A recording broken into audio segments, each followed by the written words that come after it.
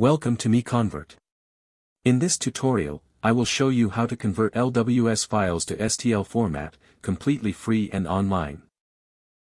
Open your browser and search for LWS to STL MiConvert.com. Click on the first result to go straight to the converter. You are now on the LWS to STL converter page. The interface is clean and easy to use. Let's upload a file. Click the Choose File button. A file picker will open. Select the LWS file you want to convert, then click Open. Your file is loaded and ready. You can see the file name, size, and destination format. Click Convert now to start the conversion. The conversion is in progress. You can see the progress bar moving. This usually takes just a few seconds. Done. Your file has been successfully converted.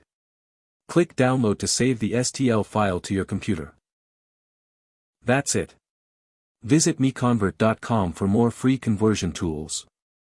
Subscribe for more tutorials. Thanks for watching.